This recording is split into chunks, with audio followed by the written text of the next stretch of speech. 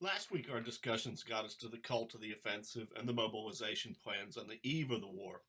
But I want to finish our discussion of Europe before 1914, um, before I move on to the outbreak of the fighting. First, I want to address Europeans who saw peace rather than war as a possibility for the future of the continent. The last decade of the 19th century and the first 14 years of the 20th were not all about conflict and preparation for war. There were also serious discussions about peace, and some of the foundations of our modern institutions dedicated to peace and negotiations were product of this period.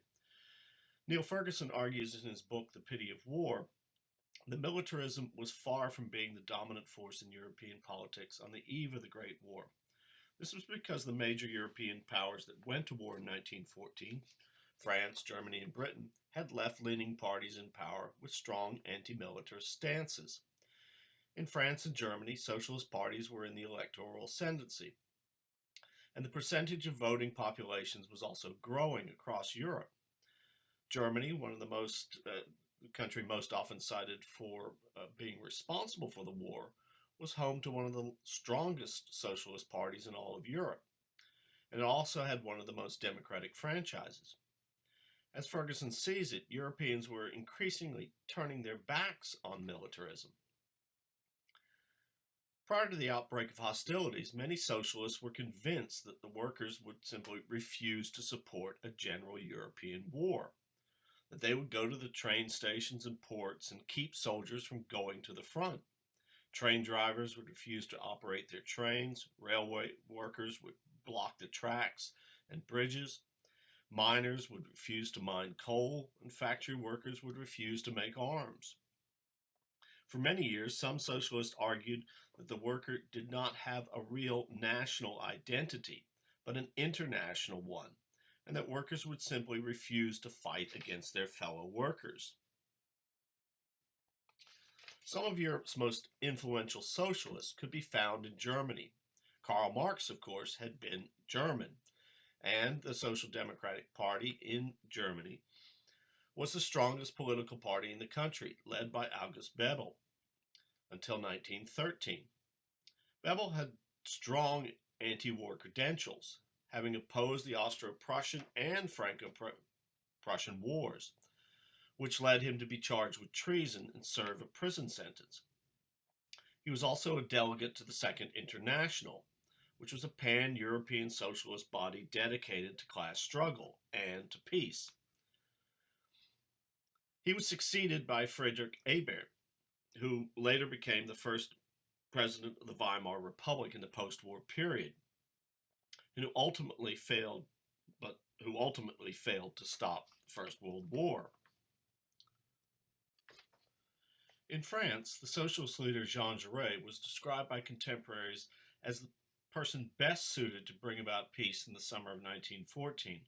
Like Bebel, Jaurès was a passionate supporter of the socialist movement, but unlike the German socialist leader, he was well liked by left, right, and center. Jaurès is said to have held no grudges, and it appears that few were held against him. He could talk to his opponents, be they within or without side the Socialist Party.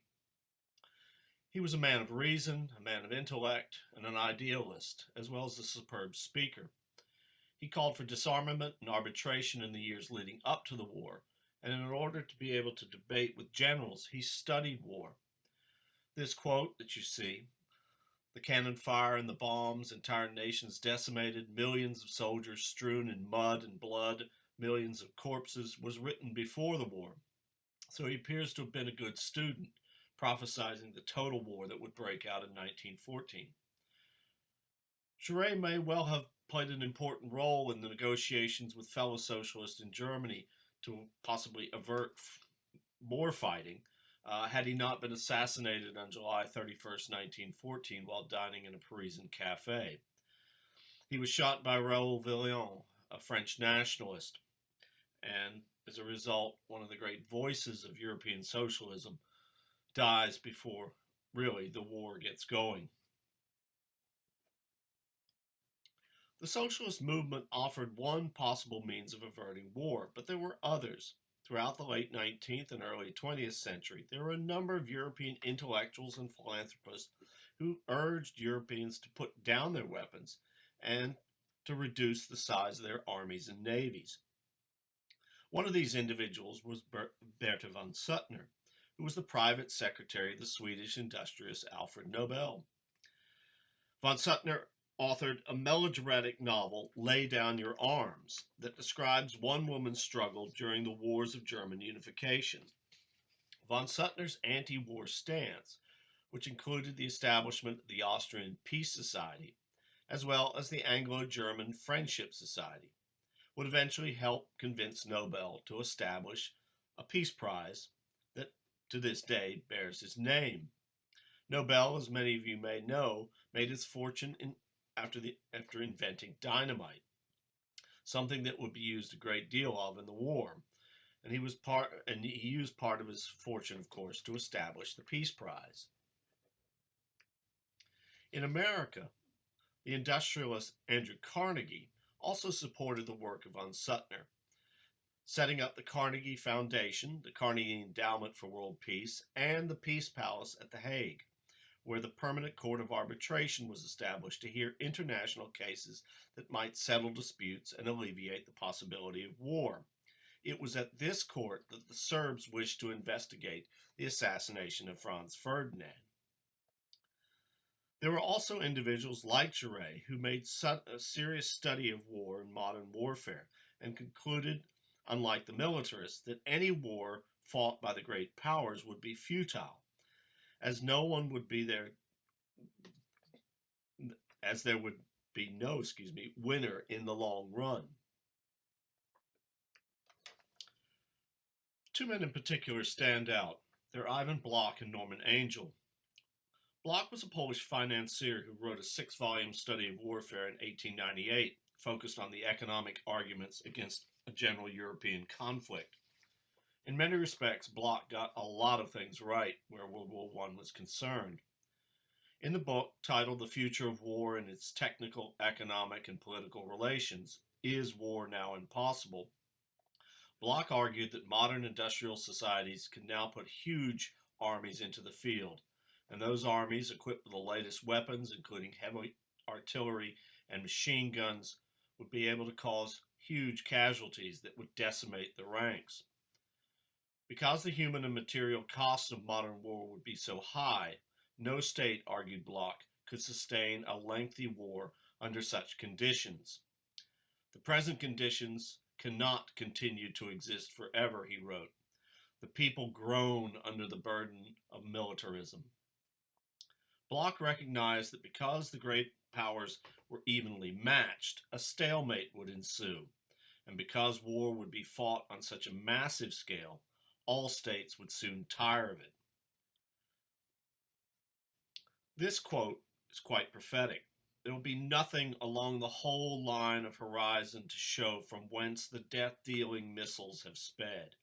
Battles would be on so terrible a scale as to render it impossible to get troops to a decisive issue. Here Bloch was correct. He went on to point out that industries would not be able to keep pace with the required levels of munitions, something again that he was correct in pointing out, though they did eventually most states overcame this problem. And as more men died, there would be not enough workers to replace them. And therefore, this would undermine the industrial base. Finally, the war would be, as he wrote, a catastrophe which would destroy all existing political institutions. Bloch clearly got a lot of things right. But what he didn't realize is that European powers would find ways to compensate for the problems that he described. Bloch overlooked states would be able to mobilize and direct and control the economy so as to produce the required resources to continue the war. Bloch also didn't take account of the role that women would play in the wartime economy. They would be able to step in to alleviate some of the stress along with prisoners of war, on the economies of the combatants. Norman Angell is another key figure in the debates about the impact of modern war in Europe. I don't have too much time to go into detail about Angell. You'll be reading about him in the tutorial. Angell was a British Labour MP and very involved in what we might call the peace movement. He would later become a member of the post-war Committee Against War and Fascism and the League of Nations Union. Put simply, Angell argued that war didn't pay, that because of its brutal industrialized nature and the interconnections of the European and the global economy, any conflict between the great powers would simply be too costly. It would undermine trade relations and the world economy to such an extent that the costs of war would far outweigh any benefits. No business community in Europe would be willing to accept the disruption of international credit and trade that a general European war might bring about. In many respects, these individuals were correct in the assumption they made about the war, that it would bring about a great deal of misery, and the victors were just as likely to suffer as those who had been vanquished at the end. They were also correct in suggesting that the First World War would prove to be Europe's undoing. It weakened the continent as a whole. It undermined the economies of all the participants. Britain, France, and Italy all came out of the war weaker than when they entered. Russia, of course, collapsed under revolution. Germany and Austria-Hungary suffered great economic decline as a result of the harsh regime and reparations payments that they suffered as a result of the Versailles Treaty. Yet, despite these warnings, peace would not win out over war, and mobilization would begin to take place in late July. The working class ended up supporting their national governments, and of course, many working men went off to join the ranks to fight against their fellow workers. Like so many Germans, French, British, Austro-Hungarians, members of all the states took up weapons, sang patriotic songs as they marched off to war. In his study of the First World War, the eminent military historian John Key, the Kaiser acquiesced, but stated that Moltke's uncle might have had a different answer. After the war, Wilhelm Groener, who was responsible for railway timetables, suggested that it would have been possible to shift troops from west to east without undue problems.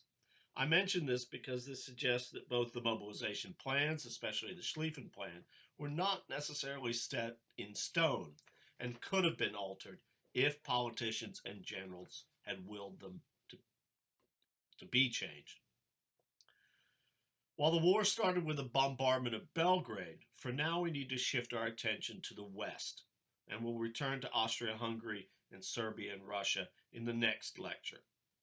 Following mobilization of Russia, Germany mobilized. As a result of that, France had no option but to mobilize itself. And this led to the opening of the Schlieffen Plan. On the morning of August 4th, German troops crossed the Belgian border. The armies lined up from north to south. The all-important right wing of the German army, the First Army of General Kluck, who you see here, the Second Army under General von Bülow. The German 3rd through the 7th armies were further to the south. It was the 1st and 2nd Army that are of greatest interest, for they were to travel the furthest and be expected to make their way to Paris by mobilization plus 42 days. It was said that the last German soldier on the right wing of General von Kluck's First Army, his sleeve was supposed to dip into the North Sea, there by Dunkirk. But as you can see on the map, that's not exactly what happened. And that is important to keep in mind. These armies would have to squeeze their way through Belgium then, past the fortifications at Liège that you see there in the top and middle of the map, and then hit open country. From there, they were to move around and swing through Arras, and then down through Amiens towards the Somme, and then on to Paris. On paper, the plan seemed foolproof, especially if the French armies were committed in bulk to attack Alsace and Lorraine, where you see the first and second armies of the French down the sort of the right-hand corner of the map. In reality, once the attack began, it seemed less and less likely that the Schlieffen Plan would succeed, owing to what the great Prussian military theorist Karl von Clausewitz called the friction or fog of war. Any setback that slowed the Germans would make it all the more difficult to get their troops to Russia in time to turn back a major offensive in eastern Prussia, which was bound to take place once the Russians fully mobilized. They also had to deal with French troops that might be shifted from the frontiers in the east, that's the 1st, 2nd, and 3rd armies, over to support the 6th, 5th, 9th, and 4th armies of the French. The invasion of Belgium was also important because it brought Britain into the war. The British government, at this time led by Herbert Asquith, had remained on the sidelines for much of July and only seemed to become truly engaged in the crisis in the very last moments. As I note, the British were primarily concerned with the possibility of war in Ireland, and that is where most of their attention, or at least the cabinet's attention, was focused during the summer. The British press, responding to the assassination of Franz Ferdinand, had placed some of the blame on the Serbs, with the conservative Daily Telegraph suggesting that the act was a Serbian plot. Sir Edward Grey wanted to keep the conflict localized, and again, that was one of the reasons why he tried to call the Four-Power Summit. The British tended to describe the Balkans, both before the First World War and the Second, as some kind of faraway land that might as well have been Siam.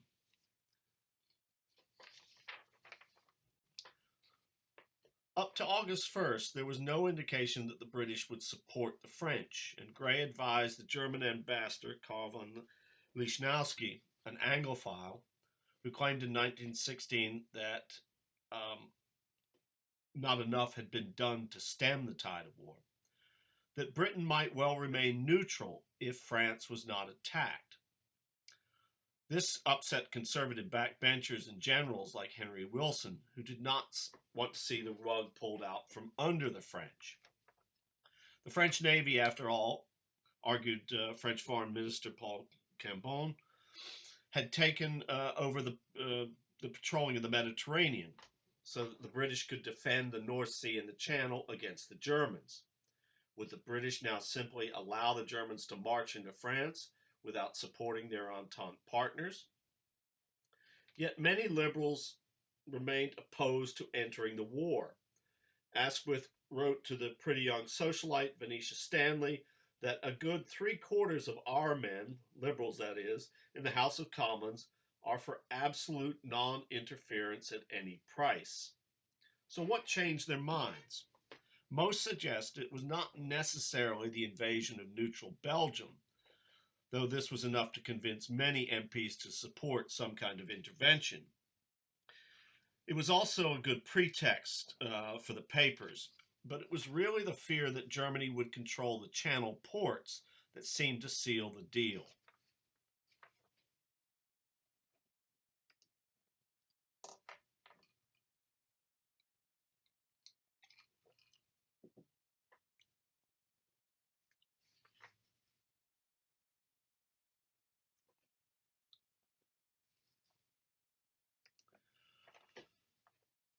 While British cabinet ministers agreed that the violation of Belgian neutrality, guaranteed by the 1839 treaty signed by Britain, France, and Prussia, the fear that Germany might conquer first Belgium and then northern France led Britain to issue Germany with an ultimatum of their own on August 4th. If the Germans did not withdraw from Belgian territory, Britain would declare war. When the ultimatum was rejected, Britain entered the war. The German invasion of Belgium was met with resistance by the small Belgian army. King Albert, who you see here, was much preferred to his brutal uncle, King Leopold II. The small nation refused to accept German assurances that if allowed to freely transit through the country, they would make reparations for any damages after the conclusion of the war. Albert refused, and little Belgium stood up to its great neighbor, and did so heroically. German troops entering Belgium were not greeted with locals offering delicious chocolates, but by Belgian army using heavy artillery and small arms fire. The Germans expected that 6,000 soldiers would be facing them at Liège, when in fact there were 32,000. German reservists, as well as regular troops who had never witnessed shots being fired in anger, were simply mowed down by the Belgians and forced for the moment to retreat. So from the start of the invasion, the Schlieffen Plan was already behind schedule.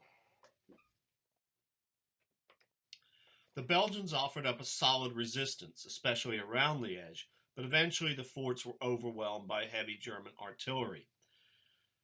The Belgians retreated towards Antwerp, and the German invasion moved ahead. This offers some opportunity to address some of the first contentious points of the war, the German atrocities in Belgium.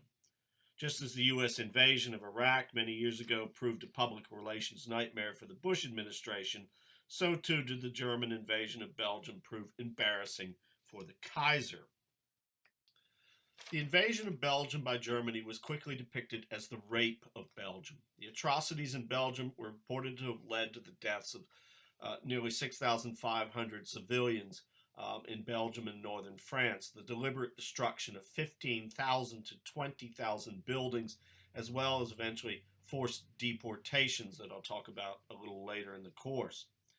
The stories of atrocities had far-reaching implications for the Allied cause, and they proved important as propaganda tools that gave the Allies reason to fight and assisted with recruitment and played a very important role in winning public support for the Allied cause in the United States.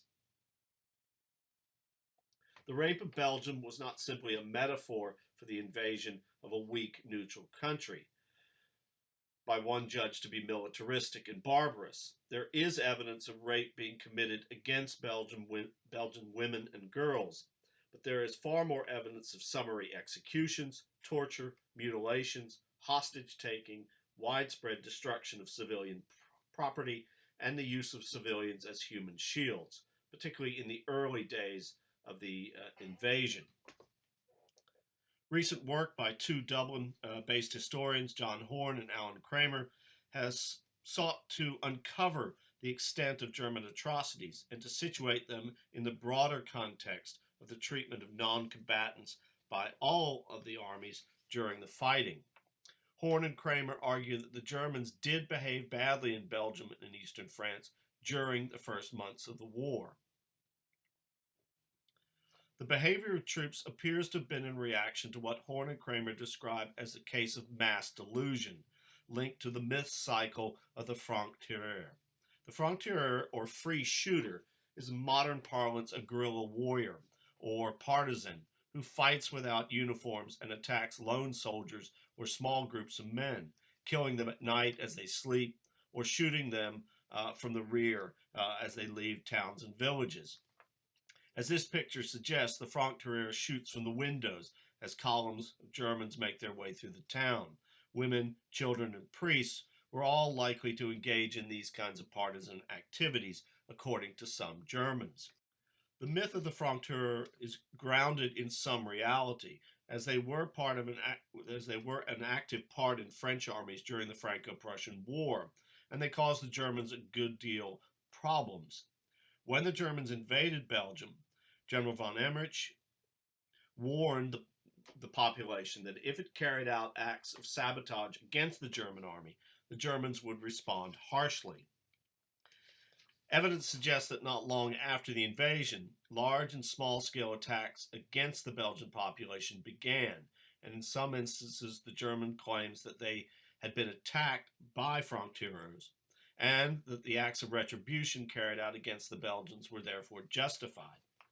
Evidence of the presence of such partisan troops is, however, hard to come by, especially in light of the fact that nearly all the units operating along the front reported being attacked by Franc-tireurs.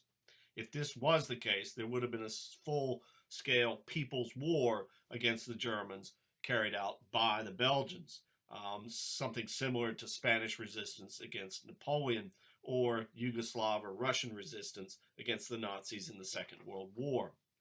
However, in Belgium, no such army existed. The myth appears to have been so powerful, though, that a rifle shot or even a broken bottle could set off German troops, fearful of attack by these mythical forces. The best example of this comes from the town of Leuven, the old university town. German troops entered on 19 August, and at the time there was no trouble and there were no Belgian troops in the area. Locals had been ordered by the mayor not to protest or to shoot at Germans. Weapons had been confiscated by the local Belgian authorities as a further precaution. Like many university towns, Leuven could be described as sleepy. Despite their best efforts to maintain peace, the townspeople were harassed by German soldiers and hostages were taken. A curfew was also implemented. On the evening of August 25th, alarms were sounded. At the time, the First Army had about 15,000 men in and around the town. Why the alarm was sounded was not clear, but it appears to have been caused by agitated Germans who thought they might have heard rifle fire, but no one knew where it came from. And if it did exist, it was probably friendly fire from tense reservists. You got to remember that many of these men, again, had never seen warfare before. Before long, the shooting spread, and again, it appears to have been friendly fire incidents that led the Germans to begin to search the houses of townspeople and drag them from their homes. Some of these Belgians were shot on sight, others were taken as hostages. For reasons that remain unknown, the Germans broke into the glorious medieval library of Leuven University and set fire to it, burning some 300,000 volumes, many of them beautiful medieval manuscripts. The attack may have been the result of widespread anti-Catholicism among Prussian troops in the German army. As the picture suggests, the destruction within the town was fairly widespread. More than 200 citizens were killed. The Germans blamed frenzied inhabitants who treacherously attacked them in their billets as the reason why the attacks against the Belgians had been launched. Now, this is an aspect of the First World War that is often overlooked. There were a number of attacks on Catholic priests and Catholic churches owing to anti-Catholic sentiment within the German army. The Germans believed that Catholic clergy and monks were directing these people's war from their pulpits, and that the churches and church steeples were being used as observation posts, hideouts for snipers, and machine gun posts. Massacres were recorded across Belgium as the Germans marched through. But the Germans saw it as just punishment or justified repression for Franc-tireur attacks. The Allies, however, described these as acts of